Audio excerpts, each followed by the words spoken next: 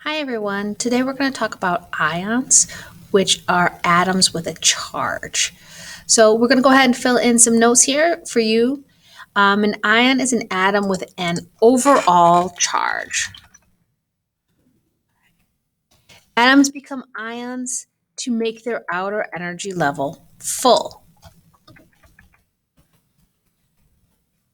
Oops, full. Okay, so here's an image. So here's the Bohr diagram of sodium. You'll notice there's 11 electrons with one in the outer ring. Now, sodium would love to have its outer ring full.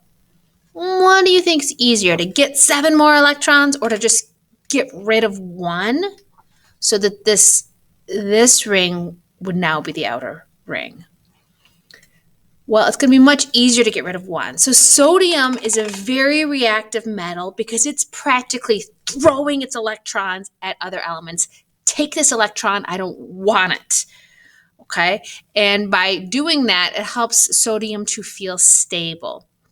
And sodium then has a positive one charge, as you can see in this diagram, because it has one more proton than it has electrons.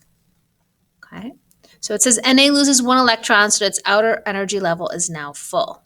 It can happen the other way too. Fluorine has 9 valence electrons. So it is desperate to get one more electron so that that outer ring could be full.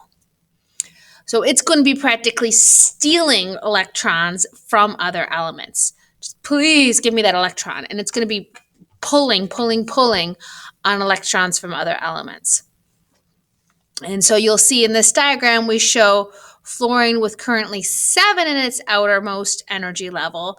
Once it gets one more electron, it will be stable and it will have a -1 charge because it has one extra negative particle. Okay. When the outer energy level is full, the atom is called stable. This is sometimes called the octet rule because for most atoms, they are stable with 8 electrons in the outer ring. So 8 for oct. The exceptions would be the elements right near helium. Because if you remember, the first energy level holds 2 electrons max. And so as long as that energy level is full, then the element will be stable.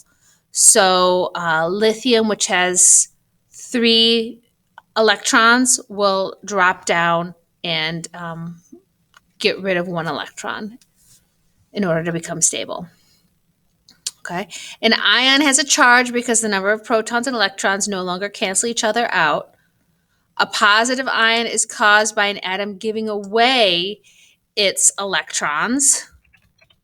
Okay, so it's giving away its negative particles, leaving it overall positive.